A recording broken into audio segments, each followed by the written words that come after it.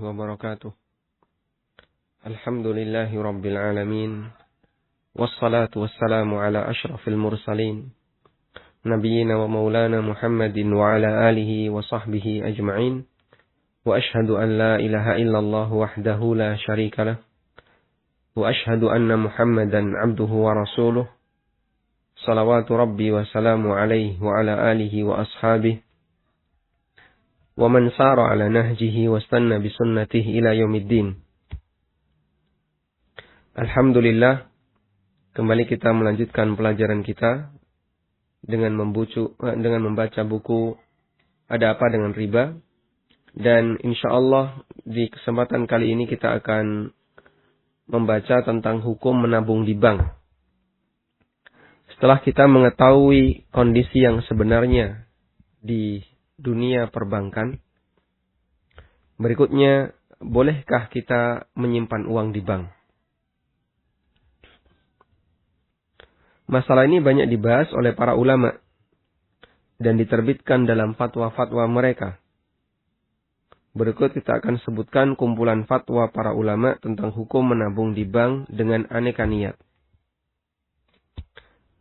Sehingga rincian yang kami sebutkan adalah rincian hukum berdasarkan latar belakang niat bagi orang yang menabung. Yang pertama, menabung di bank untuk mengambil dan memanfaatkan bunganya. Untuk mengambil dan memanfaatkan bunganya baik untuk kepentingan pribadi maupun untuk disalurkan kegiatan sosial. Sehingga memang niat dari awal yang dia lakukan adalah ingin mendapatkan bunganya. Seperti ini telah kami tegaskan bahwa ulama sepakat bunga bank adalah riba yang haram. Untuk itu mereka sepakat menabung di bank dengan maksud mengambil dan memanfaatkan bunga baik untuk kepentingan pribadi maupun untuk kepentingan sosial hukumnya terlarang. Kita sebutkan beberapa fatwa. Di antaranya adalah fatwa Lajnah Daimah, yaitu Komite Tetap untuk Fatwa dan Penelitian Islam yang ada di Saudi, menyatakan bahwa al-arbahul lati yadfa'uha al-bank lil muwaddi'in alal mabaligh allati awda'uha fihi tu'tabaru riban wa la yahillu lahu an yantafi'a bihadhihi al-arbah. Keuntungan yang diberikan oleh bank kepada nasabah karena dia telah menyimpan uangnya di bank dinilai sebagai riba. Tidak halal baginya untuk memanfaatkan bihadhil arbah keuntungan tersebut. Yang kita sebut sebagai bunga. Hal ini juga menjadi keputusan Majma' al-Bukhuth al-Islami, kumpulan para ulama yang ada di Mesir, dalam muktamarnya yang kedua yang diadakan di Kairo pada tahun 1965 yang dihadiri oleh para tokoh dari 35 negara. Dalam keputusan tersebut dinyatakan al-faidatu ala anwa'il qurudi kulliha riban muharram. Wala farqa fi dzalika baina ma yusamma bil qardil istihlaki wa ma yusamma bil qardil intaji.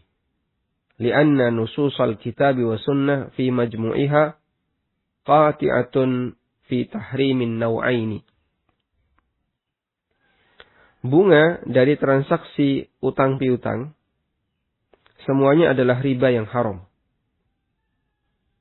Tidak ada bedanya baik utang untuk kebutuhan konsumtif maupun utang untuk kegiatan produktif. Karena dalil dari Al-Quran dan Sunnah semuanya dengan tegas menyatakan haramnya kedua jenis riba dari bentuk utang tersebut. Baik yang konsumtif maupun yang produktif. Kemudian lebih tegas lagi, Majma' Fiqih Al-Islami di bawah Rabithah Alam Islamiyah, dalam konferensi yang ke-9 yang diadakan di Mekah pada tahun 1406 Hijriah, ada keputusan yang ke-6 yang menyatakan kullu malin ja'a an tariqil fawaid ar-ribawiyah huwa malun haramun syar'an. Semua harta yang diperoleh dari bunga adalah harta haram secara syariat. La yajuzu an yantafi'a bihil muslim al-mudi'ul mal. Tidak boleh untuk dimanfaatkan oleh seorang muslim yang menyimpan harta di tempat itu li nafsihi, untuk dirinya, au li ahadin mimman ya'uluhu, atau untuk salah satu keluarga yang wajib dia nafkahi. Fi ayyi sya'nin min syu'unihi, untuk kebutuhan apapun. Wa yajibu ayyusarrifa fil masalihil ammah, dan wajib untuk disalurkan untuk kegiatan sosial. Taib. Sehingga secara sengaja menabung dengan maksud agar mendapatkan bunga, berarti sengaja melakukan maksiat guna mendapatkan hasil yang haram. Dan termasuk juga deposito di bank dengan niat agar bunganya bisa dimanfaatkan untuk fakir miskin. Perbuatan semacam ini hukumnya terlarang, pelakunya berdosa, sementara sedekahnya tidak diterima oleh Allah, karena Allah tidak menerima kecuali yang baik.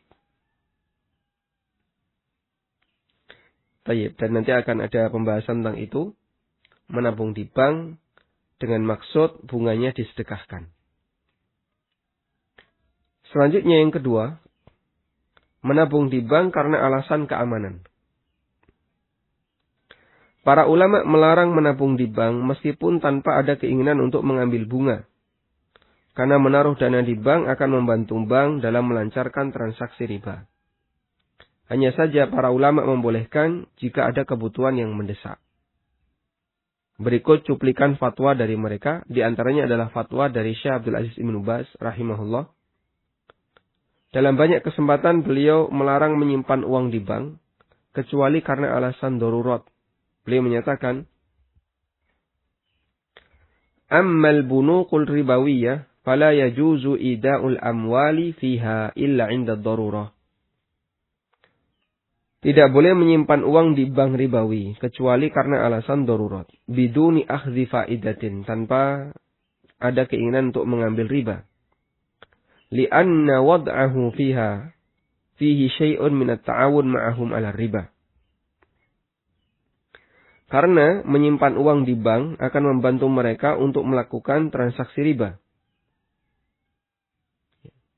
Wa in kunta la taqsadu dzalika. Meskipun kamu yang menjadi maksudmu adalah kamu tidak berkeinginan untuk mengambil ribanya. Lakin, jadi beliau tegaskan, meskipun Anda tidak berkeinginan untuk mengambil riba, tapi menabung di bank yang itu merupakan bank ribawi, hukumnya tidak diperbolehkan. Karena termasuk ta'awun 'alal itsmi wal 'udwan, ta'awun 'alal riba. Namun kata beliau, idza da'atid darurah ila dzalika, apabila ada kondisi darurat yang mengharuskan hal itu. Fala haraja fi wad'il mali fiha biduni faidah. Maka tidak masalah meletakkan uang di sana tapi tanpa bunga. Liqaulillahi 'azza wa jalla, berdasarkan firman Allah Ta'ala, wa qad fassala lakum ma harrama 'alaikum illa ma turirtum ilaihi. Allah Ta'ala telah memberikan rincian kepada kalian apa saja yang Allah haramkan kepada kalian, illa ma turirtum ilaihi, kecuali jika kalian dalam kondisi darurat, dalam kondisi terpaksa. Nah, hal ini juga difatwakan oleh Lajnah Daimah. Dalam salah satu fatwanya dinyatakan, yahrumul ida'u fil bunukir ribawiyah illa inda darurah. Haram untuk menyimpan uang di bank ribawi kecuali karena alasan darurat. Wa biduni faidah, dan tanpa mengambil bunganya. Baik. Sehingga dari penjelasan-penjelasan yang tadi disampaikan oleh para ulama, dan sekali lagi dalam masalah perbankan, kita tidak bisa mengambil kesimpulan dari kitab-kitab klasiknya para ulama. Karena saat kitab itu ditulis, belum ada dunia perbankan. Maka kita membaca keterangan para ulama tentang perbankan di fatwa ulama kontemporer. Mereka menegaskan bahwasanya hukum menabung di bank pada asalnya tidak boleh. Kecuali di situ tidak ada riba dan karena alasan darurat. Nah, alasan darurat salah satunya adalah untuk keamanan. Karena tidak mungkin kita menyimpan uang dalam jumlah banyak di rumah dan seterusnya. Sekarang yang ketiga, kita akan melihat ukuran darurat dalam masalah keamanan uang. Seberapakah ukuran kebutuhan dan darurat yang menyebabkan orang boleh menabung di bank. Dalam fatwanya, Syekh Abdul Aziz bin Baz membolehkan menabung di bank untuk mengamankan uang yang tidak memungkinkan untuk disimpan di selain bank. Beliau pernah ditanya tentang hukum orang yang menabung gajinya di bank tanpa mengambil bunga karena khawatir hilang. Beliau menjawab, la haraja alaika fi an tuwaddi'a amwalaka fil bunuki khaufan 'alaiha min ad-dhiya. Tidak masalah engkau menyimpan hartamu di bank karena takut min ad-dhiya, karena takut hilang. Wa hadhi mas'alatun darurah fa idza tajjat ila dzalika fala haraja biduni faidah. Dan ini termasuk di antara darurat. Jika kamu sangat butuh untuk melakukan itu, fala haraja, maka tidak masalah, biduni faidah, tapi tanpa bunga. Hal yang sama juga difatwakan oleh Dr. Muhammad Al-Hamud An-Najdi. Dalam salah satu fatwanya, beliau menyatakan, al-ida'u fil bunuki ribawiyah biduni faidah. Menyimpan uang di bank dengan tanpa bunga, fala yajuzu aidan, hukumnya juga enggak boleh. Illa inda darurah, kecuali karena alasan darurat. Ka khawfihi ala amwalihi minas sariqah, awiddiya fi biladil kufari wa nahwiha. Seperti karena khawatir uangnya nanti dicuri atau hilang, baik di negeri kafir maupun yang lainnya. Keterangan di atas menunjukkan bahwa ukuran darurat atau kebutuhan mendesak yang membolehkan seseorang menyimpan uangnya di bank adalah adanya kekhawatiran hilang jika tidak disimpan di bank. Artinya ukuran dan standar darurat ini berbeda-beda antara satu orang dengan orang yang lain.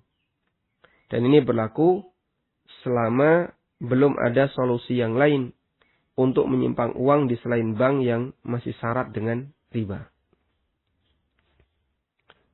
Sebagaimana yang menjadi keputusan Majelis Fikih Al-Islami di bawah Rabithah Alam Islamiyah dalam konferensi yang ke-9 di Mekah, di keputusan yang ketiga dinyatakan, yahrumu ala kulli muslimin yatayassaru lahu at-ta'amulu ma'a masrif islami ay yata'amala ma'al masarif ar-ribawi. Haram bagi seorang muslim untuk bertransaksi dengan bank riba selama masih memungkinkan baginya bertransaksi dengan bank non-riba. Fid dakhil awil kharij. Baik di dalam maupun luar negeri. Idh la udhra lahu fit ta'amuli ma'ahu ba'da wujudil badil al-islami. Karena tidak ada alasan baginya untuk berinteraksi dengan bank riba, sementara sudah ada penggantinya yaitu bank islami atau bank non-ribawi. Nah, sehingga dari keterangan mereka,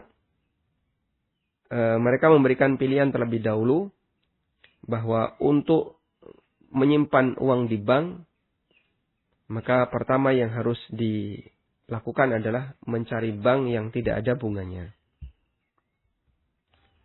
yang mereka sebut dengan bank islami. Nah,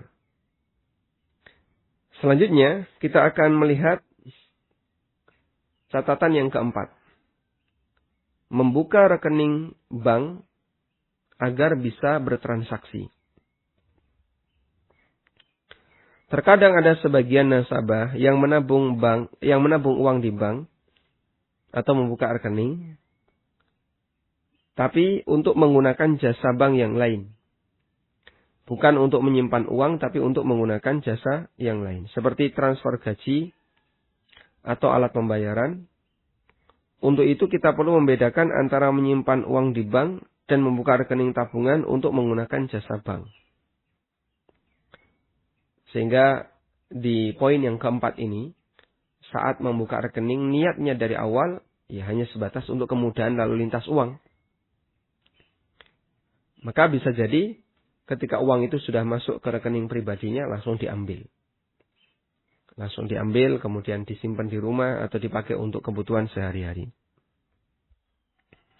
Terdapat beberapa keterangan dari para ulama yang mengisyaratkan bolehnya membuat rekening bank untuk memanfaatkan jasa bank.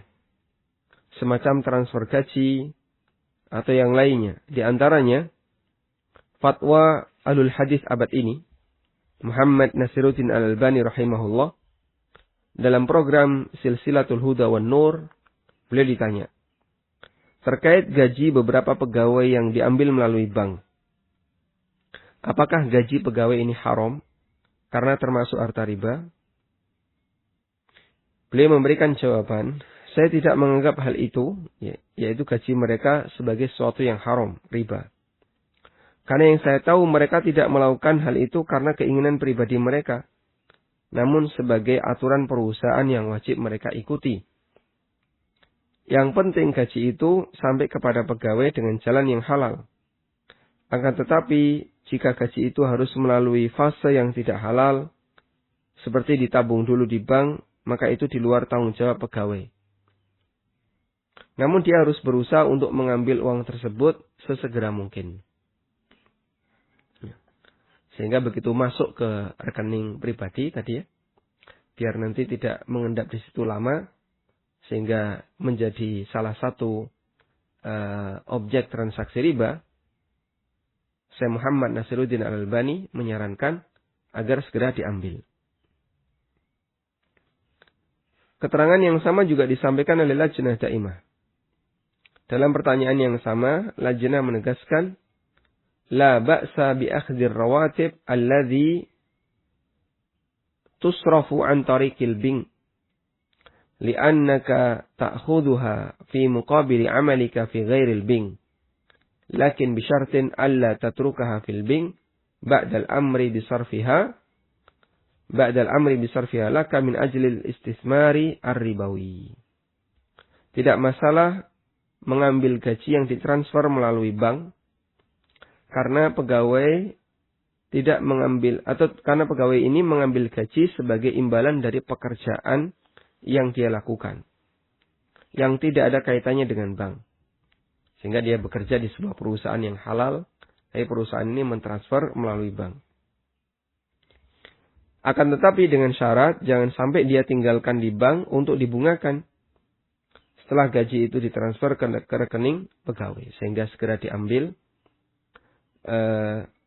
Karena khawatir nanti dijadikan sebagai media untuk utang ribawi. Syarat yang disampaikan Lajnah bahwa gaji yang sudah ditransfer harus segera diambil bertujuan agar nasabah tidak dianggap mengendapkan dana di bank yang nantinya akan dimanfaatkan oleh bank untuk mengembangkan riba. Sebagaimana hal ini juga ditegaskan dalam kumpulan fatwa Syabaka Islamiyah. Dalam fatwa Syabaka Islamiyah dinyatakan, anna tahwil ar-ratib ila al-bankir ribawi. Wa in kana fi hisabin jarin la fa'idata alaihi, lakinil bank yasta'milu hadha ar-ratib fi muamalatihi al-muharramah, wa hadha ghairu jaizin aidan, lima fihi min al-i'anati ala al-ithm. Bahwa transfer gaji melalui bank, meskipun bukan untuk tujuan membungakan uang, tapi dana tersebut akan dimanfaatkan oleh bank untuk transaksi mereka yang penuh dengan riba, maka hukumnya tidak boleh. Karena termasuk membantu orang lain untuk berbuat maksiat. Wallahu a'lam. Insyaallah cukup jelas dari apa yang mereka sampaikan ya. Sehingga intinya di sini penggunaan rekening bank konven atau bank ribawi hukumnya diperbolehkan dengan posisi kebutuhan, yaitu dalam rangka untuk kemudahan lalu lintas uang. Namun mereka mensyaratkan sebisa mungkin jika uang sudah ditransfer agar segera diambil. Selanjutnya yang kelima. Hukum menabung di bank untuk disedekahkan bunganya. Ada sebagian orang yang ingin bersedekah namun tidak mau keluar modal. Salah satu cara yang paling aman adalah dengan mendepositokan uangnya di bank. Kemudian hasil bunganya disedekahkan atau diinfakkan untuk kegiatan sosial keagamaan. Di antara jamaah ada yang menaruh harta hasil warisan di deposito berjangka. Kemudian bunga bulanannya disumbangkan untuk santunan anak yatim. Dan beliau ini kuliah ya. Karena tidak bisa bekerja tapi ingin nyantuni anak yatim. Duit hasil warisan ditaruh di deposito. Tiap bulan dapat bunga deposito tapi disalurkan untuk anak yatim. Dan memang dia niatnya ingin bantu anak yatim dengan cara seperti ini. Pemahaman ini sama halnya dengan orang yang mencuri dengan tujuan untuk bersedekah. Padahal Allah Ta'ala tidak menerima amal dari hambanya kecuali yang baik. Sebagaimana yang Allah firmankan di surat Al-Ma'idah. Innama yataqabbalullahu minal muttaqin. Sesungguhnya Allah hanyalah menerima amal dari orang yang bertakwa. Dan yang dimaksud menerima dari orang yang bertakwa adalah ketika dia beramal diiringi dengan takwa. Maka orang yang beramal tapi tidak ada semangat takwa ketika dia beramal, ayat ini perlu kita ingat, Allah hanya menerima amal dari orang yang bertakwa. Dan kita bisa pastikan bahwa sedekah dengan cara yang haram bukanlah termasuk amal dari orang yang bertakwa. Imam Ibn Sa'di mengatakan, pendapat yang paling kuat tentang makna orang yang bertakwa pada ayat ini adalah orang yang bertakwa kepada Allah ketika melakukan amal tersebut. Artinya dia beramal dengan ikhlas, mengharap wajah Allah dan mengikuti sunnah Rasulullah Sallallahu Alaihi Wasallam. Kita ulang, jadi makna Allah hanya menerima amal dari orang yang bertakwa adalah, kata Sa'di, ketika dia sedang beramal diiringi dengan takwa. Meskipun bisa jadi orangnya ini adalah ahli maksiat misalnya. Sehingga dia bukan orang yang bertakwa. Tapi saat dia sholat, dia berusaha untuk menghadirkan takwa.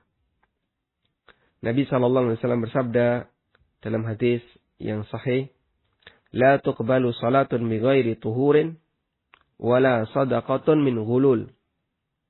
Salat tidak diterima tanpa bersuci, sebagaimana sedekah juga tidak diterima jika dari hasil ghulul, yaitu harta khianat. Makna ghulul pada asalnya adalah harta rampasan perang yang dicuri sebelum dibagikan.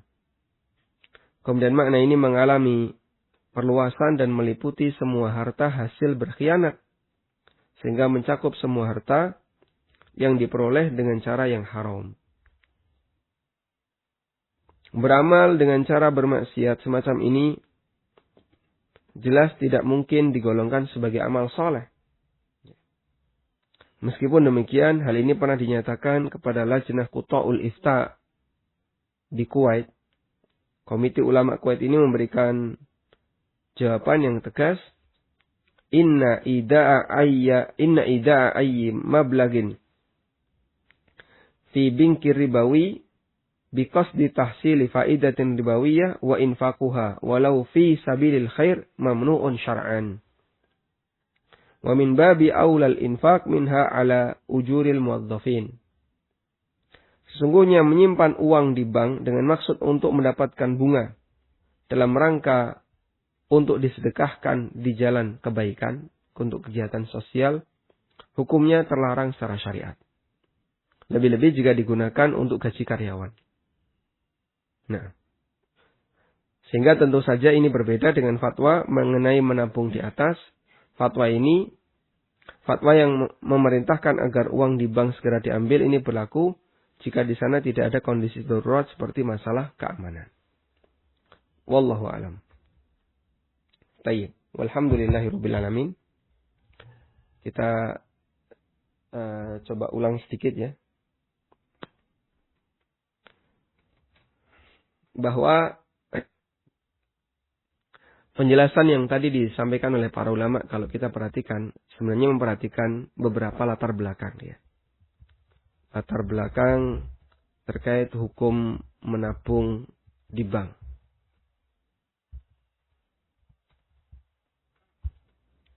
Pertama adalah pertimbangan aktivitas bank. Pertimbangan aktivitas bank. Di mana aktivitas bank itu menurut mereka adalah aktivitas ribawi. Sehingga menaruh uang di bank pada asalnya itu termasuk di antara bentuk yang terlarang karena berarti mendukung aktivitas ribawi pada asalnya. Maka dijadikan sebagai hukum asal. Hukum asal tidak boleh menaruh uang di bank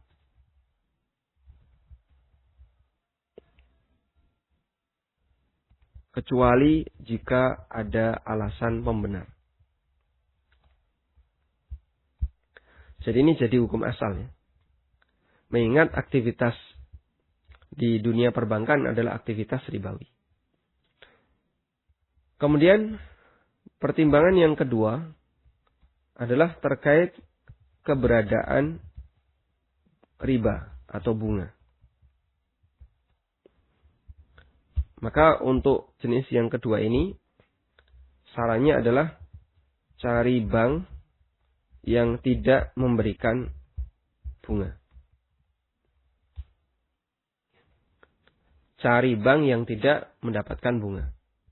Sebagaimana tadi kita sempat nyinggung, para ulama menyebut selama masih ada bank Islami, yaitu bank yang tidak memberikan bunga, maka wajib untuk diberikan atau wajib untuk disimpan di bank Islami. Ini pertimbangan yang kedua.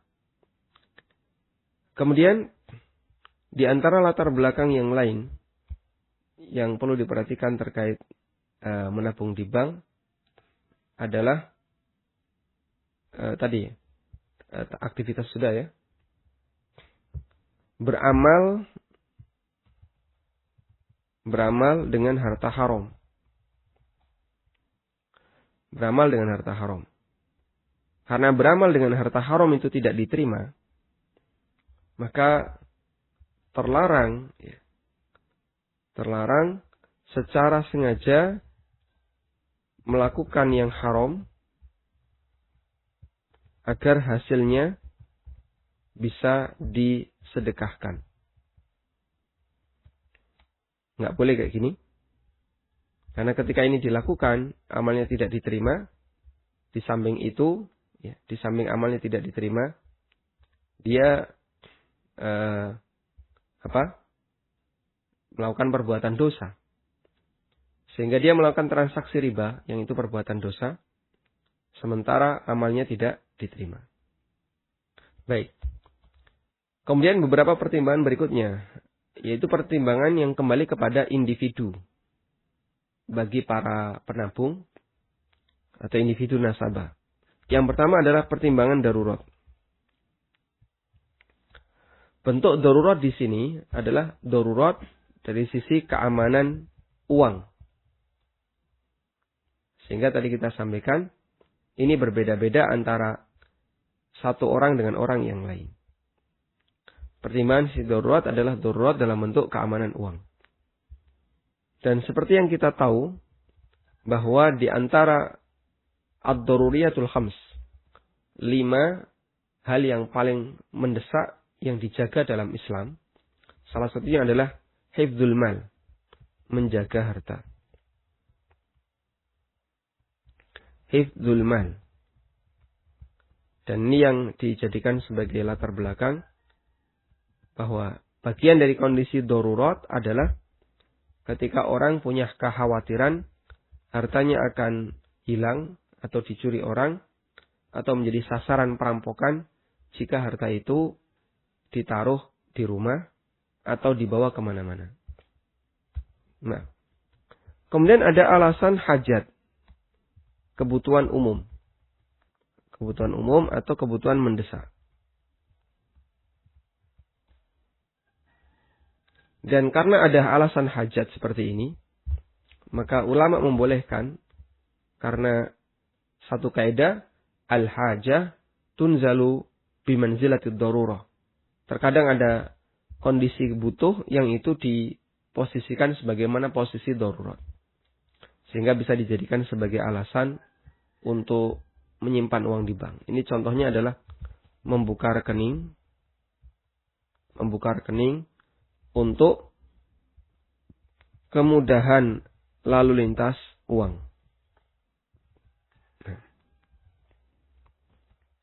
Membuka rekening untuk kemudahan lalu lintas uang yang itu punya hajah umum. Namun di sini diberikan catatan setelah diterima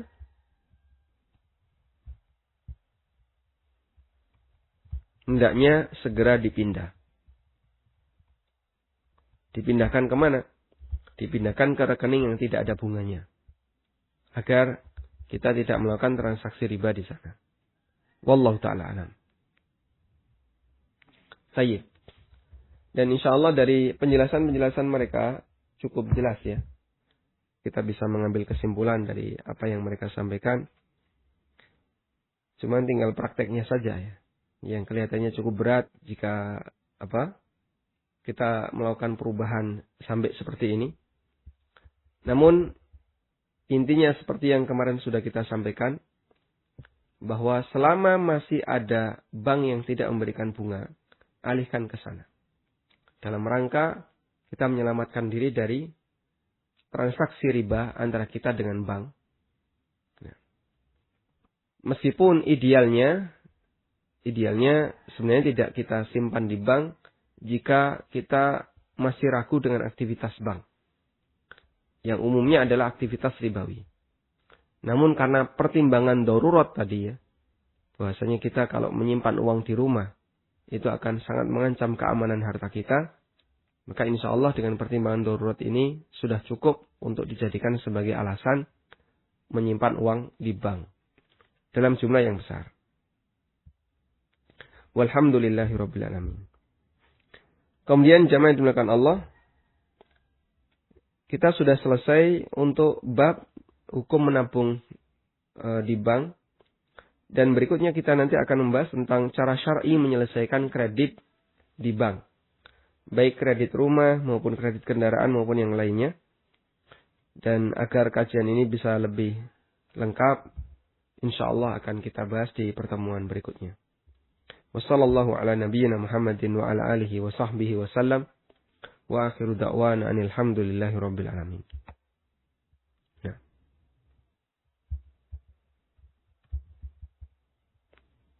Baik. Selanjutnya kami persilahkan bagi para jamaah yang mau bergabung, kita coba bacakan pertanyaan melalui WA. Assalamualaikum, izin bertanya Ustaz. Waalaikumsalam warahmatullahi. Ada KPR dengan bank syariah, apakah hukum akad denda keterlambatannya yang disalurkan untuk dana sosial tidak dikonsumsi atau menambah margin si bank? Untuk denda keterlambatan di bank syariah. Denda keterlambatan seperti ini yang oleh bank sering disebut sebagai pendapatan non halal.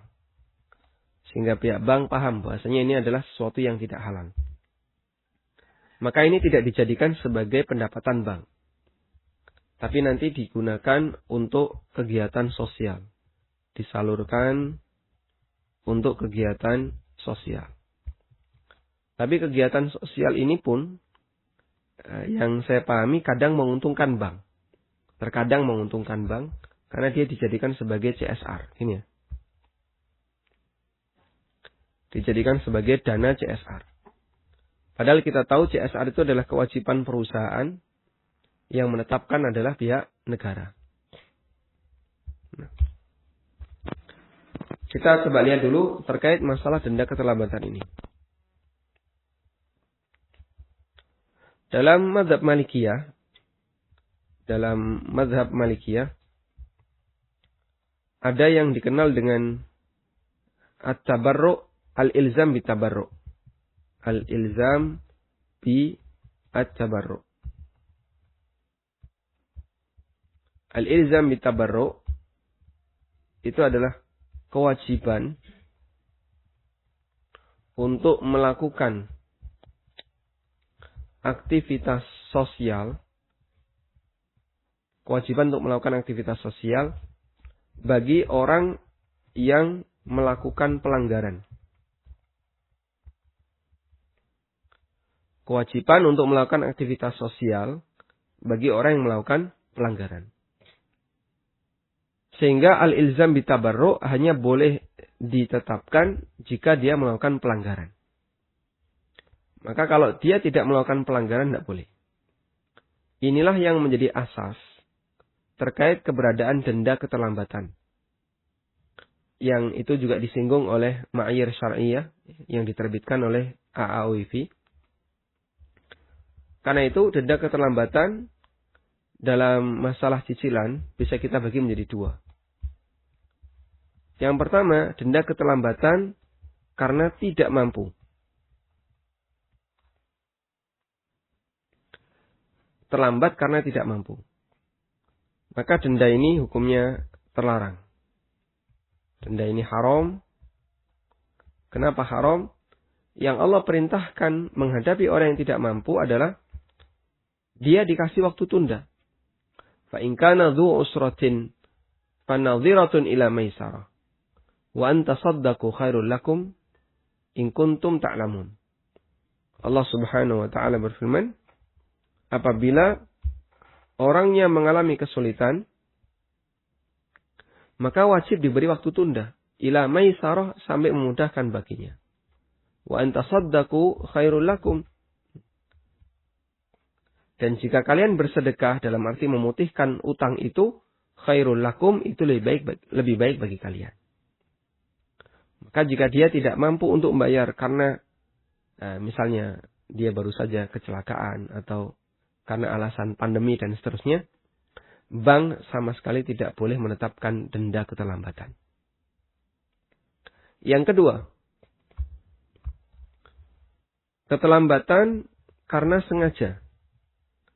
Padahal mampu. Sehingga dia secara sengaja tidak membayar sampai keluar dari batas yang disepakati. Misalnya jatuh temponya setahun, tapi dia sudah lebih dari setahun, ternyata dia tidak membayar. Padahal dia mampu. Maka dalam posisi ini berarti dia telah berbuat dolim. Orang ini dolim. Dan orang yang berbuat dolim, maka dia berhak untuk mendapatkan hukuman. Apa dalilnya? Kalau ini termasuk di antara perbuatan dolim. Disebutkan dalam hadis yang sahih, Nabi SAW pernah bersabda, matlul ghaniyyi dzulmun. Sengaja menunda pembayaran utang, padahal orangnya ghani, orangnya kaya, adalah sebuah bentuk kezaliman. Nabi SAW bersabda, menunda pembayaran utang, padahal orangnya mampu untuk membayar, adalah bentuk kezaliman. Karena orang ini telah berbuat dolim,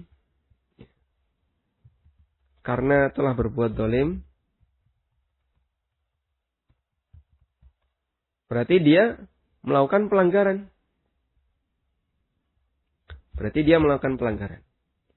Di saat dia melakukan pelanggaran inilah, dia boleh ditetapkan al-ilzam bitabarru'. Sehingga boleh didenda untuk kegiatan sosial. Baik. Karena itu pihak bank tidak boleh ya, langsung kena denda. Pokoknya semua yang terlambat otomatis denda. Tidak boleh. Perlu melihat kondisi orangnya dulu. Jika orangnya tidak mampu, silahkan. Tapi kalau orangnya mampu, tidak diperbolehkan. Wallahu a'lam. Baik, silahkan Bapak. Waalaikumsalam warahmatullahi wabarakatuh. Silahkan Pak.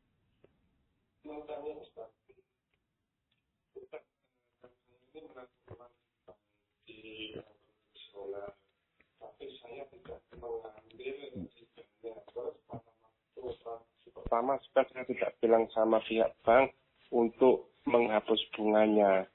Itu gimana Ustaz hukumnya? Terus di tempat saya ada bank syariah, tapi tempatnya di kabupaten. Sementara bank konvensional itu di kecamatan. Untuk menabung di bank syariah yang di kabupaten itu terlalu jauh. Apakah itu bisa dijadikan alasan untuk terlalu jauh darurat itu Ustaz?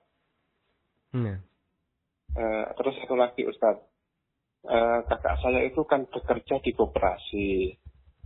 Terus katanya itu nggak riba kan, utang 1 juta dibayar 1.200.000. Tapi di akhir tahun nanti dibagi-bagi, ini nggak riba, dibagi-bagi dalam bentuk barang berupa gula, telur dibagikan ke anggota. Ini nggak riba, pokoknya yang penting sama-sama ikhlas. Apakah ini termasuk juga riba Ustaz?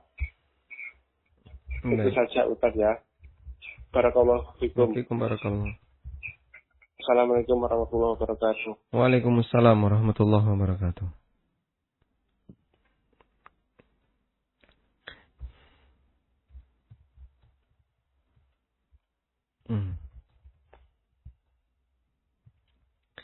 Baik. Saya urutkan dari yang terakhir dulu Pak ya. Jadi kerja di koperasi dengan alasan tadi, koperasinya simpan pinjam. Kemudian nanti SHU-nya dibagi-bagi. Semuanya dibagi bersama untuk semua para anggota. Berarti kan tidak riba. Dulu sudah pernah kita sampaikan penjelasan tentang ini. Bahwa tidak semua anggota koperasi dia utang. Misalnya ada 100 anggota. Yang utang berapa? Ya anggaplah 70 orang. Yang nggak utang 30. Yang nggak utang itu dapat nggak SHU? Dapat semua. Loh, tapi kan dapatnya bukan duit Pak. Dapatnya apa? Beras, sembako. Nah, beras sembako itu dari mana? Ya dari duit itu. Sama saja. Sehingga alasan ini tidak diterima ya. Alasan semacam ini tidak bisa diterima. Karena jelas di situ adalah utang riba. Kemudian nanti ribanya dibagi bersama. Karena itu model seperti ini harus segera diganti sistemnya. Dan sistem yang benar adalah dengan cara jual beli. Maka koperasi menyediakan kebutuhan yang diinginkan oleh anggota. Kebutuhan rumah tangga, kebutuhan misalnya alat komunikasi, termasuk kendaraan jika duitnya banyak. Siapa yang butuh motor silahkan beli di koperasi. Ada yang butuh motor, baik koperasi membelikan. Setelah dibeli, diantar ke koperasi, lalu dijual ke anggota tadi. Dalam hal ini, koperasi berhak untuk menerima margin, mendapatkan keuntungan dari selisih antara harga gula dengan harga jual, sesuai yang disepakati. Masalah teknis pembayaran bisa dibuat cicilan. Sebagaimana posisi peran koperasi membantu masyarakat untuk mendapatkan barang yang nilainya mahal, tapi terjangkau dengan cara dicicil. Kemudian berikutnya tentang Anda meletakkan uang di bank konven atau menabung di bank konven. Jadi tadi kita sudah memberikan pertimbangan ya. Kalau menabung di bank konven, maka yang pertama yang harus dilakukan adalah meminta agar bunga dihilangkan. Sehingga kami sarankan Anda sampaikan ini, terlepas nanti bisa ataukah tidak. Kemarin waktu saya buka nggak ngomong kayak gitu. Nah sekarang Anda bisa buka rekening yang baru di bank yang sama dan sampaikan kepada pihak petugas, saya mau meletakkan duit saya di sini tapi syaratnya nggak ada bunga. Kalau bank setuju, alhamdulillah. Berarti 1 poin kita sudah dapat. Kemudian, bagaimana kalau misalnya tidak ada bank syariah, adanya bank konven karena tinggalnya di kecamatan. Sementara kalau ke kabupaten terlalu jauh. Ya, ini masuk dalam kategori hajah. Ya. Hajah bahkan bisa masuk dalam kategori darurat. Sehingga insya Allah ini bisa dijadikan sebagai alasan untuk menyimpan uang di bank konven tersebut. Mengingat tidak mungkin menyimpannya di bank syariah yang ada di kabupaten dan itu cukup jauh. Wallahu a'lam. Menyimpan uang di bank konven. Silahkan. Halo, Assalamualaikum. Waalaikumsalam warahmatullahi. Mohon maaf Bapak, tanya volume nih, televisinya dikecilkan dulu. Iya, Pak. Assalamualaikum, Pak. Waalaikumsalam. Ada Silahkan. ini apa hukumnya? Saya kan sebagai mobil misal. Sebagai apa Pak? Makelar mobil. Makelar mobil. Terus misalnya saya dapat konsumen, saya nggak ngaran mereka untuk kredit mobil di leasing. Cuman mereka sendiri yang mau kredit, itu gimana hukum Ustaz? Bapak, peran Bapak apa ketika konsumen ini mau kredit melalui leasing? Sebagai makelar, kebenaran teman saya kan punya jual beli mobil, terus saya makelarin mobil tersebut. Terus ada konsumen mau lihat, akhirnya saya mau kredit gitu Ustaz di leasing. Cuman saya nggak ngaran ke sana. Baik. Baik. Itu aja Ustaz. Jazakallah khairan Ustaz. Jazakallah khairan. Nah, ini salah satu di antara kendala yang di tempat kita. Anda jadi makelar mobil, ada teman yang punya dealer mobil ya. Kemudian konsumen ingin ke leasing. Jika tugas Anda hanya mengantarkan konsumen ke dealer tadi, ada konsumen, lalu Anda antar ke dealer, Bapak mau tertarik yang mana? Yang ini. Baik, nanti saya coba hubungkan. Tertarik yang itu dihubungkan.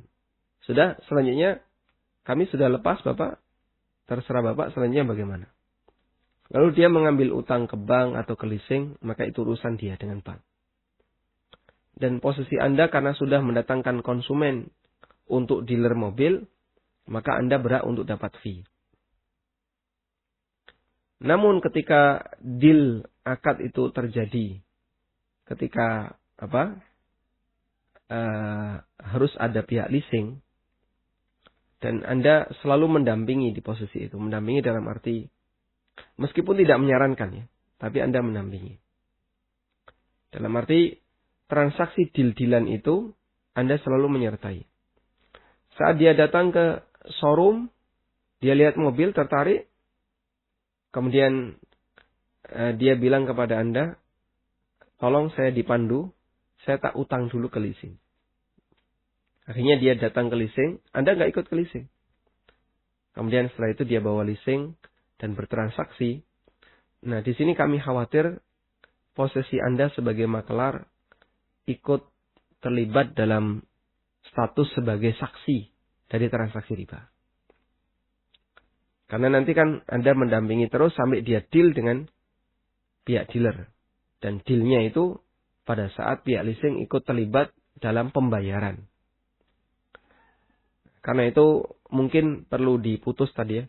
Pak, kami hanya mempertemukan Bapak dengan pihak dealer. Selanjutnya sudah selesai tugas saya. Berikutnya terserah Bapak dengan dealer. Kalau seperti itu semoga Anda tidak masuk dalam kategori ta'awun 'alal itsmi wal 'udwan. Masalah selanjutnya apakah dia mau leasing ataukah tidak, itu urusan pribadi dia. Wallahu a'lam. Nah. Baik, silahkan. Bismillah. Assalamualaikum warahmatullahi wabarakatuh. Waalaikumsalam warahmatullahi wabarakatuh. Ustaz, ini Ana cerita kronologi. Ana ini mewakili jamaah haji, Ustaz. Ini daftar ke Travel Sunnah, insyaallah. Kami bermuamalah sama pemilik, kebetulan direktur A. Tiba-tiba kami dipanggil sama pihak travel, bahwasanya terjadi pergantian direktur, Ustaz. Jadi pada Allah, uang uang yang kami bayarkan sebagai DP keberangkatan haji ini ternyata sudah dibawa kabur sama Direktur A ini. Jadi Direktur B sekarang pemilik adalah travel ini, Ustaz. Pertanyaan Ana, karena kondisinya Direktur B ini cerita bahwasanya beliau saat men-take over travel ini, beliau tidak tahu bahwasanya ada jemaah-jemaah haji yang punya komitmen untuk keberangkatan dengan Direktur A. Pertanyaan Ana, karena kami bermuamalah dengan travelnya, apakah Direktur B ini punya kewajiban untuk memberangkatkan kami jika pemerintah sudah membuka jadwal hajinya? Bolehkah kami menuntut beliau untuk memberangkatkan kami, atau kami harus mengejar Direktur A-nya untuk mengembalikan harta kami? Jazakumullah khairan. Nah, jazakumullah khairan. Baik. Wallahu a'lam. Yang saya pahami ini, Bapak dan kawan-kawan Bapak punya hak untuk keberangkatan haji sesuai dengan biaya yang telah disepakati antara Bapak dengan pihak travel. Cuman selanjutnya ini yang dituntut yang A, ataukah Bapak nuntutnya ke B? Wallahu a'lam, saya tidak tahu. Tapi intinya Bapak dan teman-teman berhak untuk berangkat. Dan masalah apakah Bapak boleh menuntut ke B, mungkin bisa ditanyakan ke asatidzah yang lain.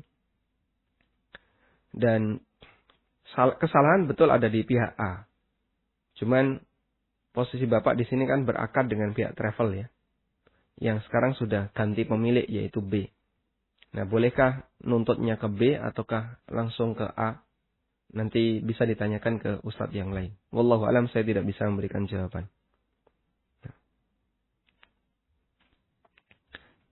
Silahkan. Halo. Silahkan. Halo, assalamualaikum warahmatullahi wabarakatuh. Waalaikumsalam warahmatullahi wabarakatuh. Dari Umur Afif dari Jakarta. Mau menanyakan gini Ustaz. Suami saya itu dikasih tas yang ada logo salah satu bank konvensional nasional. Nah, tapi tidak langsung dari bank tersebut. Itu dikasihnya dari ibunya. Nah, ibunya itu dikasih dari adiknya suami. Jadi adiknya suami itu punya tabungan di bank konven itu cukup besar dan dapat hadiah souvenir gitulah ya Ustaz ya. Tasnya cukup bagus. Nah, terus kasih ke ibu. Ibu nggak mau dikasih ke suami saya. Nah, tapi suami saya tidak punya tabungan di bank konven tersebut.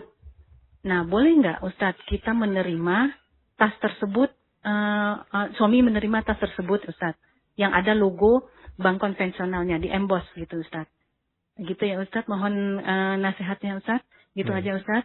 Assalamualaikum warahmatullahi wabarakatuh. Barakallahu fiik. Syukran wa jazakumullah khair. Waalaikumsalam warahmatullahi wabarakatuh. Yang pertama, ketika kita mendapatkan hadiah dari orang lain dan orang itu status hadiah tersebut adalah uang riba. Ulama berbeda pendapat.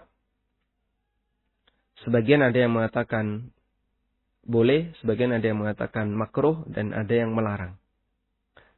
Dan di antara fatwa yang dulu pernah kita singgung adalah fatwa yang disampaikan oleh sahabat Ibnu Mas'ud radhiyallahu anhu.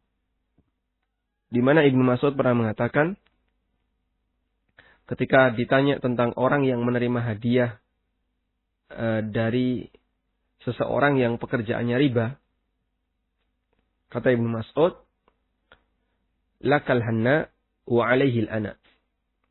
Anda berhak untuk menerima dan menikmati barang itu, dan dosanya ditanggung oleh dia. Si A, salah satu penghasilannya adalah riba. Kemudian dia memberikan harta kepada kita. Fatwa beliau boleh diterima. Lakal hanna wa alaihil ana.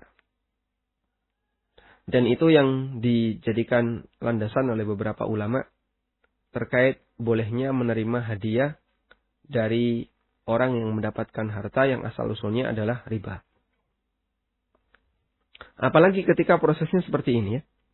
Dari adik, kemudian diberikan ke ibu, lalu diberikan ke suami Anda.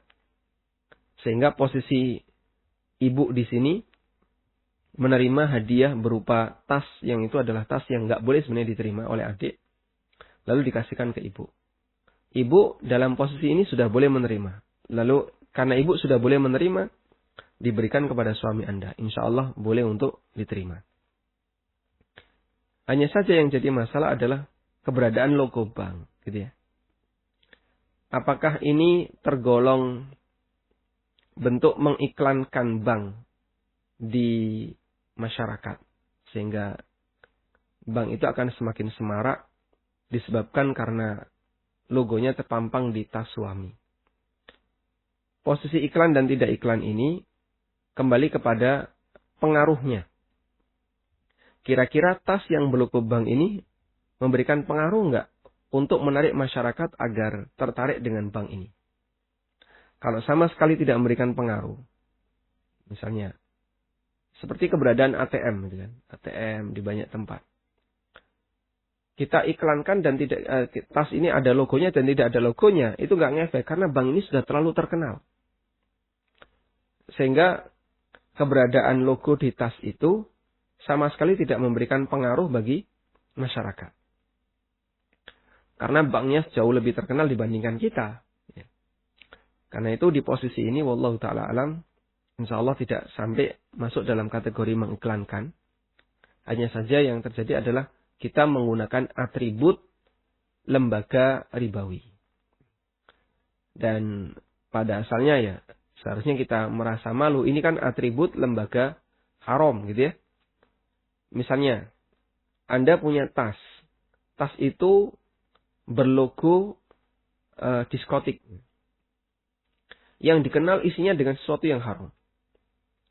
Sebagai orang yang baik, yang tidak pernah bersentuhan dengan tempat-tempat seperti ini, kita akan merasa malu. Tasmu kok gambarnya apa ini? Misalnya apa kalau di Jogja? Ada diskotik apa? Hugos misalnya. Wah, ini kok tas gambarnya Hugos. Ini kan tempat nggak bener ya. Tempat judi, tempat mesum, tempat orang mabuk. Kita akan merasa malu karena ini tempat maksiat. Kita bawa kemana-mana. Makanya kalau kita punya payung atau punya kaos yang ada gambar ini adalah tempat maksiat, seharusnya kita merasa malu. Cuman kayaknya standar di masyarakat berbeda untuk bank. Orang menggunakan payung yang berlogo bank riba, padahal itu adalah tempat maksiat, dia tidak merasa malu. Ya, karena seperti yang kita pahami, bahwa posisi bank di masyarakat masih dianggap sebagai sesuatu yang halal. Karena itulah, seharusnya kita merasa malu untuk menampakkan itu. Maka kalau tasnya insya Allah tidak masalah. Cuman yang bermasalah adalah di tas itu ada logo tempat maksiat. Wallahu a'lam. Baik, silahkan. Assalamualaikum warahmatullahi wabarakatuh. Waalaikumsalam warahmatullahi wabarakatuh. Silakan. Ya, Anda ingin menanyakan pertanyaan untuk pertemuan yang ke-23, Ustaz. Masya Allah. Terkait transaksi yang jual beli emas yang berjauhan. Untuk yang di skema 2, si A di Jakarta, lalu si A ini adalah si pemilik emas. Lalu yang B berada di Jogja, adalah pembeli emas. Lalu di sini untuk si A menunjuk wakil yang di Jogja atau kurir. Lalu kurir bertransaksi emas dengan si B yang di Jogja. Nah, pertanyaannya adalah bagaimana cara si A menyerahkan fisik emasnya ke wakil yang ada di Jogja tersebut, Ustaz? Oh, begitu. Iya. Baik, cukup Bapak. Oke, selanjutnya Ustaz ada pertanyaan kedua. Bagaimana kalau misalnya jika bertransaksi dengan akad wakalah juga, tapi ketika bertransaksi dengan wakil si penjualnya tersebut, kita transfernya itu bukan ke wakilnya, tapi ke si pemilik emasnya, yang mana nggak dalam jadi satu di majelis akad tersebut, Ustaz. Itu aja, Ustaz. Bisa diulang, Pak, yang kedua? Jadi kita melakukan transaksi melalui akad wakalah, yang mana tapi untuk transfernya itu ke si pemilik emas yang nggak berada di satu majelis, gitu, Ustaz. Sudah berada di satu majelis dengan wakil? Enggak. Tidak? Iya. Begitu. Berarti waktunya beda, Pak? wakil ada jadi jadi majelis akad, cuman si pemiliknya nggak di situ. Kita transfernya ke pemiliknya, bukan ke wakilnya. Wakilnya ini wakil pemilik emas ya, wakil penjual. Iya, wakil pemilik emas. Baik. Ya, baik. Jazakallahu khairan. Jazakallahu khairan. Assalamualaikum. Waalaikumsalam warahmatullahi.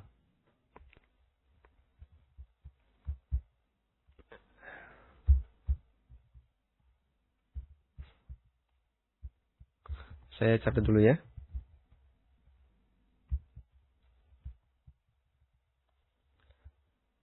Untuk yang pertama, bagaimana cara si A menyerahkan emas itu ke kurir? Ya, ini sama sebagaimana cara menyerahkan emas kepada umumnya, Pak.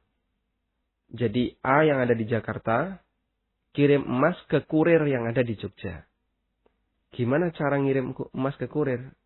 Ya pakai kurir. Berarti A menggunakan jasa kurir 1 yang memindahkan emas itu dari Jakarta ke kurir 2. Sehingga di sini kalau kita buat urutan ya, si A menyerahkan ke kurir 1, yang kurir 1 ini bertugas untuk memindahkan emas dari Jakarta ke Jogja. Lalu diterima oleh kurir 2. Kemudian setelah diterima oleh kurir 2 dihubungi oleh pihak si A. Dihubungi oleh pihak si A, Anda jadi wakil saya. Anda jadi wakil saya untuk transaksi emas. Baru setelah dari kurir 2 ke si B. Sehingga ada akad wakalah saat emas itu diterima oleh kurir 2. Kemudian si A menghubungi, nelpon, Pak, nih saya minta tolong ya. Bapak jadi wakil saya. Tolong nanti transaksikan emas ini dengan si B yang ada di alamat ini. Nanti uangnya Bapak terima. Terus Bapak saya kasih sekian %. Berarti mereka menggunakan skema akad wakalah bil ujroh. Karena itu perpindahan dari si A ke kurir 2, ya ini sama sebagaimana proses perpindahan barang pada umumnya. Bisa dengan cara dikirim dan seterusnya. Nah, saya juga tidak tahu cara ngirim emas yang aman bagaimana. Karena ini sangat beresiko hilang. Ya, mungkin dalam ilmu perkuriran orang sudah tahu ya gimana caranya. Intinya, perpindahan dari si A sampai ke kurir 2 yang nantinya akan jadi wakil. Ini sama sebagaimana perpindahan barang pada umumnya. Sehingga sampai di sini belum ada transaksi dengan si B. Nah, barulah kurir 2 ini datang ke rumahnya si B. Kemudian menyatakan, saya adalah utusan dari si A untuk menjualkan emas ini ke Bapak. Kemudian dilakukan transaksi secara tunai. Baik. Berikutnya ada kasus ini ya. Si A mewakilkan kepada si G. Si G ini wakil. Wakilnya A. Kemudian G ini melakukan transaksi dengan si B. G berangkat ke Jogja, melakukan transaksi dengan si B. Lalu si G menyerahkan emasnya kepada si B. Kemudian B transfer uang. Di sini G bawa emas. Lalu B bawa uang. Tapi B ini transfer uangnya langsung ke rekening si A. Boleh atau tidak? Insya Allah diperbolehkan. Karena di sini dilakukan secara tunai. Ada serah terima emas dengan uang. Hanya saja uang itu tidak diserahkan kepada si G, tapi ditransfer ke rekening si A. Dan transfer itu sudah dianggap tunai. Rekening apapun yang menerimanya. Jadi transfer uang itu sama dengan tunai. Terlepas dari rekening apapun yang menerimanya. Sehingga mau diterima oleh rekening si G sendiri, atau diterima oleh rekening si A, itu tidak memberikan pengaruh hukum. Yang jelas saat emas itu diserahkan, bersamaan dengan si B transfer. Karena ketika si B transfer uang, maka dia dihukumi telah menyerahkan uang itu. Dan posisi si G karena dia sebagai wakil, maka dia harus menurut kepada yang nyuruh. Siapa yang nyuruh dalam hal ini? Oh, yang nyuruh si G adalah si A, karena dia wakilnya si A. Maka si A minta nanti duitnya tolong masuk ke rekening ini rekening saya. Karena itu di posisi ini si G harus nurut, karena dia sebagai wakil dari si A. Wallahu a'lam. Sehingga insya Allah tidak masalah. Nah, kita coba baca pertanyaan melalui WA.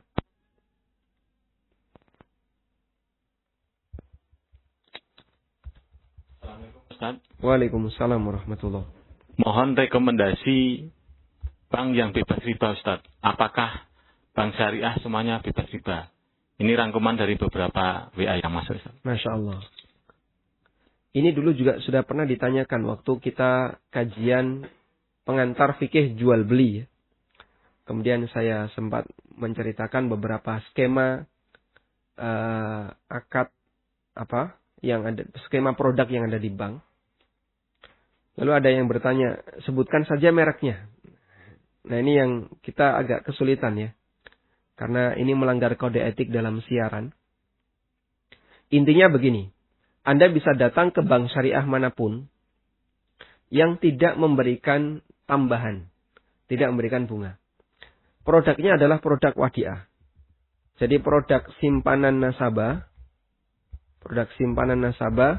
ada 2 di bank syariah. Yang pertama produk wadiah, yang kedua produk mudharabah. Untuk produk wadiah ini tidak semuanya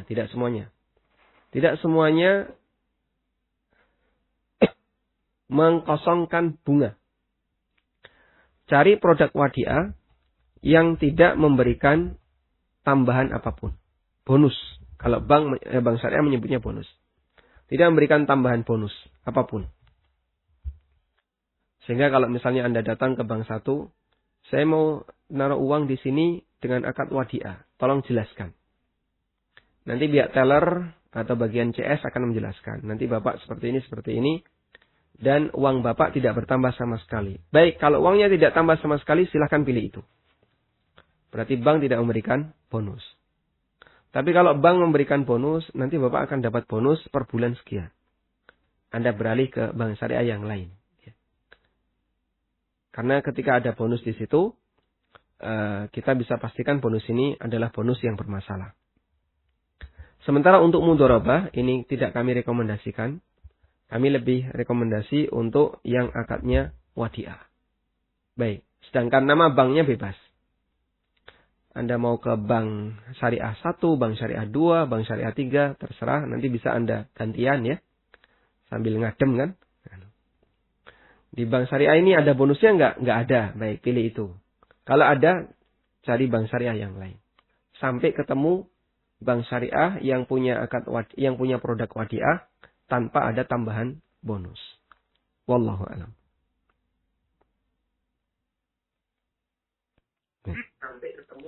Silahkan. Halo, Assalamualaikum. Waalaikumsalam warahmatullahi. Silakan Bapak. Barakallahu fiik, Ustaz. Barakallahu.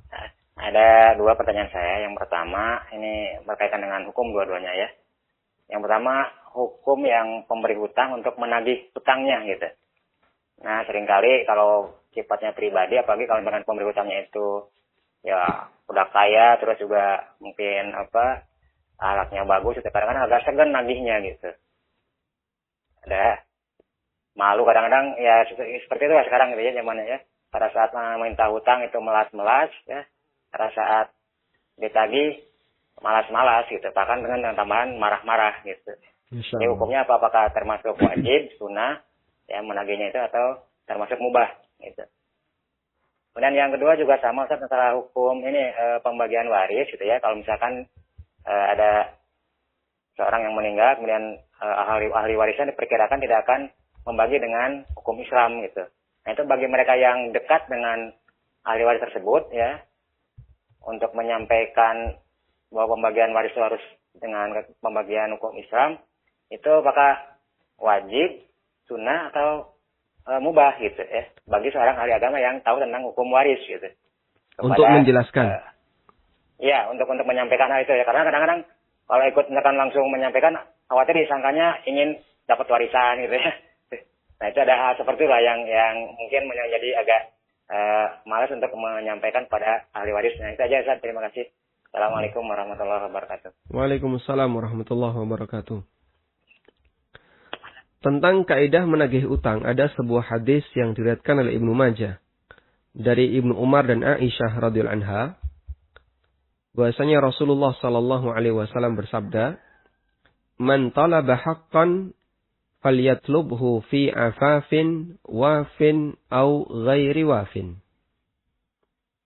Barang siapa yang menagih hak, maka hendaknya dia tagih dengan cara terhormat. Falyatlubhu fi afafin wafin au ghairu wafin, baik nanti dibayar maupun tidak dibayar. Falyatlubhu fi afaf, hendaknya dia nagih dengan cara terhormat. Maksudnya adalah ketika menagih dia tidak marah-marah. Ketika nagih tidak sampai mengumpat, mengucapkan kalimat-kalimat jorok dan seterusnya. Sehingga dia ketika nagih ya nagih dengan cara yang sopan. Baik. Tapi masalahnya yang ditagih nggak sopan, kan gitu ya. Yang nagih sudah sopan. Yang nagih sudah sopan, yang ditagih malah marah-marah. Ya, betul tadi yang Bapak sampaikan ya. Ketika mau berutang melas-melas, pada saat ditagih malas-malas, kadang tambah marah-marah. Nah, selanjutnya apa hukum menagih utang di sini? Hukum menagih utang, jika kita belum ridho,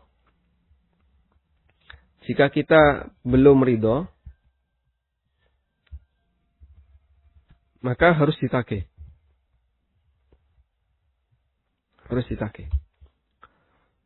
Kenapa? Tidak boleh secara sengaja mencelakakan sesama muslim di akhirat. Sehingga tidak boleh begini. Saya nggak ridho utang saya di situ. Tapi nggak mau saya tagih. Nanti saya tagih di akhirat. Nggak boleh kayak gitu. Bisa jadi si A itu lupa. Bisa jadi si A itu apa misalnya? Ada uzur sehingga dia telat. Dan banyak kemungkinan yang lain. Maka kalau Anda belum ridho, tagih.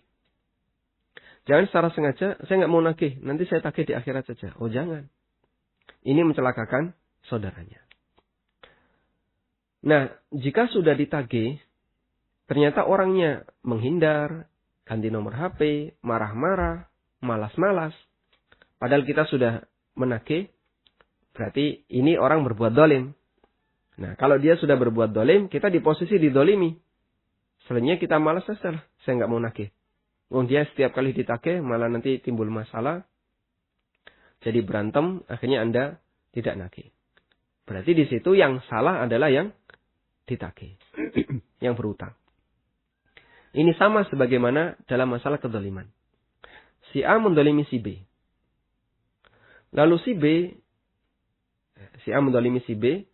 Lalu si A minta maaf. Minta maaf dan siap untuk ganti rugi jika si B meminta sesuatu. Tapi si B nggak mau memaafkan. Sudah, saya nggak mau maafkan. Saya nggak bakalan bicara dengan kamu, saya tidak mau maafkan kamu. Nanti saya tagih kesalahanmu di akhirat. Nggak boleh kayak gitu. Itu pernah terjadi antara Abu Bakar dengan Umar. Abu Bakar pernah mengucapkan kalimat yang agak kasar kepada Umar. Terus Umar marah. Akhirnya dia melengos. Sampai dikejar oleh Abu Bakar. Tapi Umar tetap nggak peduli. Hingga beliau masuk ke rumahnya. Terus lihat Abu Bakar, terus ditutup pintunya keras-keras. Maka Abu Bakar merasa sangat sedih. Saya itu sudah mau baik-baik minta maaf. Kalaupun Umar mau balas ya silahkan. Tapi kenapa dia malah marah terus pergi. Bahkan nutup pintu dan saya dibiarkan di luar. Akhirnya Abu Bakar menghadap Nabi Sallallahu Alaihi Wasallam. Nah, kemudian Nabi Sallallahu Alaihi Wasallam yang memarahi Umar.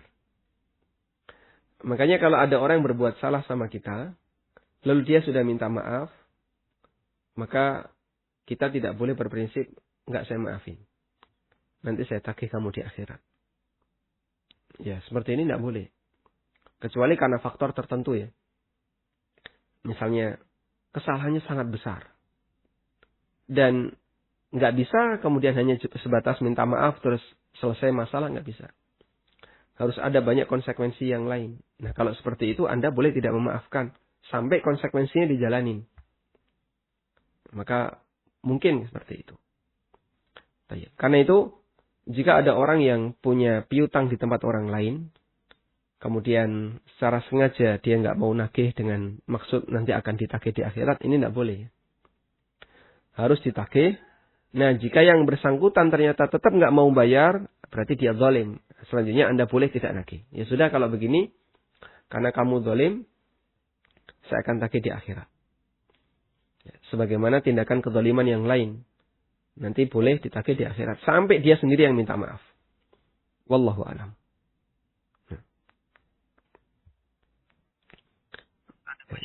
Silahkan. Silahkan Bapak. Halo, Assalamualaikum. Waalaikumsalam warahmatullahi wabarakatuh. Silahkan Pak. Begini Ustaz, Ana mau nanya. Apa hukumnya jika seorang PNS yang bekerja di salah satu pemerintahan, nah di akhir tahun ini sering terjadi Ustaz. Ini melebihi jam kerja atau bisa dikatakan lembur. Nah, habis itu nanti itu ada mendapat imbalan gitu Ustaz. Nah ini jika pimpinannya bilang kalau ini tuh kalian sudah bekerja keras, kalian sudah lembur dan overtime, jadi kalian mendapat ini. Nah, kita itu curiga, nah dari mana ini uangnya gitu loh Ustaz. Ini uang apa? Nah, khawatirnya ini tuh kalau ini saya takutnya kalau ini tergolong dari maksudnya riswah atau atau dana dari pemerintah gitu loh yang harus mungkin dikembalikan terus tapi nggak bisa akhirnya karena lebih atau terus disimpan nanti dibagikan sama teman-teman PNS juga yang bukan PNS gitu, maksudnya seperti itu Ustaz. Baik. Ya, Bapak mengetahui asal usul dana lembur ini? Tidak tahu Ustaz. Tidak tahu ya. Tidak tahu, cuman kita ini hanya mengira-ngira gitu, tapi ya saya mengira-ngira tapi juga takut juga mengira nanti malah timbul fitnah gitu loh. Kalau kita mengira-ngira kita nggak tahu dari mana. Baik, ada nggak undang-undang yang mengatur tentang dana lembur nih untuk para PNS? Itu tidak ada Ustaz. Nggak ada, peraturannya nggak ada. Ini istri saya yang di. Baik. Satu lagi Ustaz, ini kan anak kerja di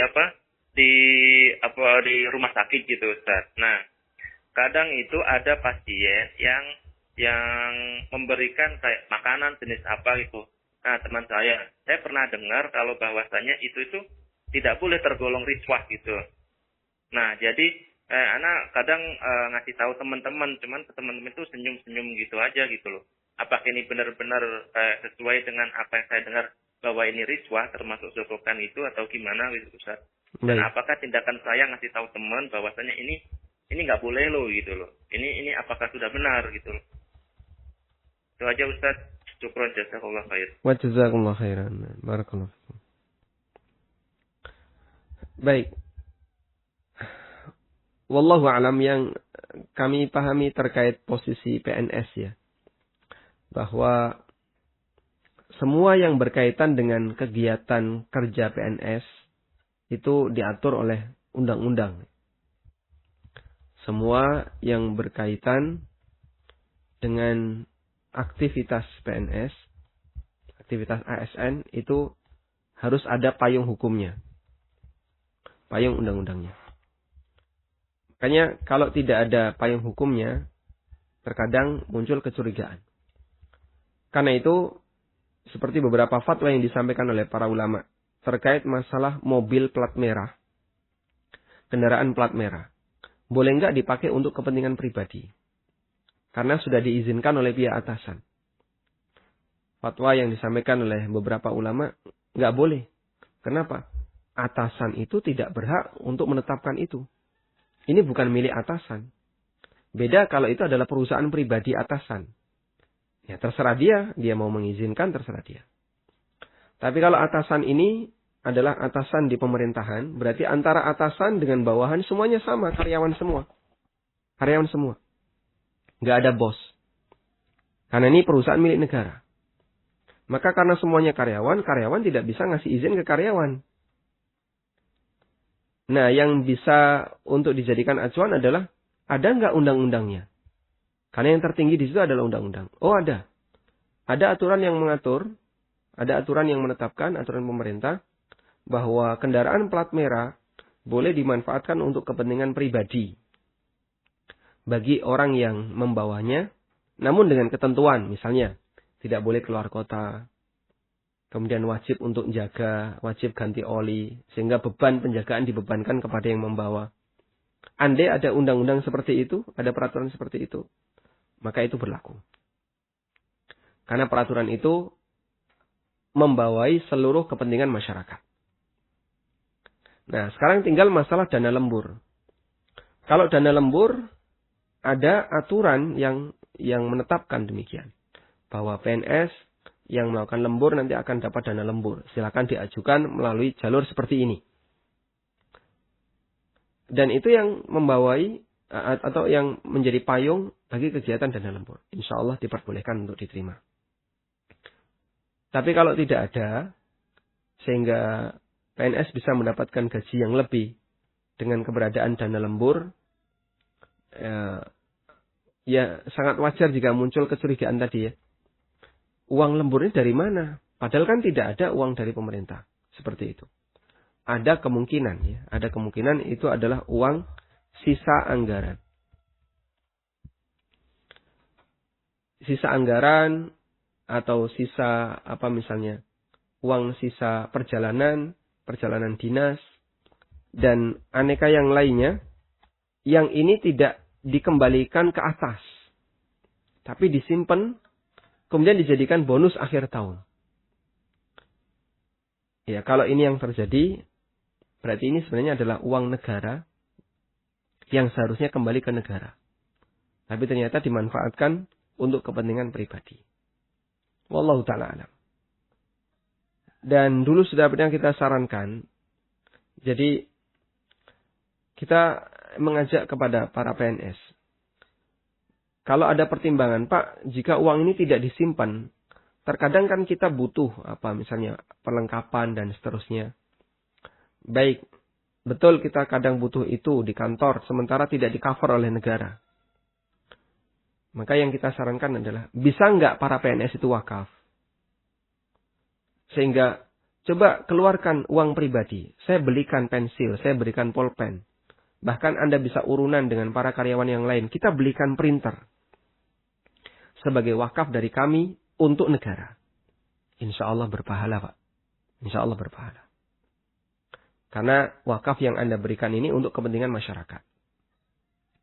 Cuman kan kadang semangat PNS itu bukan semangat memberi ke negara, tapi semangat mengambil dana negara. Saya cuma lihat semangatnya, bukan melihat realnya. Semangatnya saja sudah seperti itu. Sehingga kadang misalnya guru, dia itu sibuk dengan masalah administrasi untuk sertifikasi. Sehingga tiap hari sibuk ngurusi administrasi aja.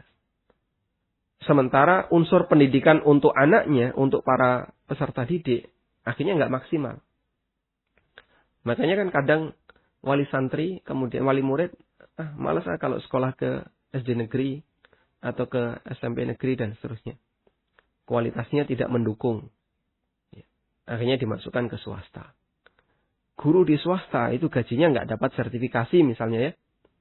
Tapi mereka maksimal dalam mengajar.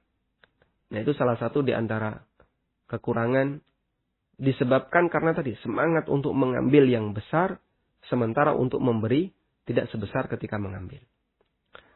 Nah, kita berharap seperti ini ada perubahan sehingga masyarakat Indonesia yang dia berada di posisi sebagai para karyawan negara bisa lebih maksimal untuk mengabdikan dirinya untuk negara.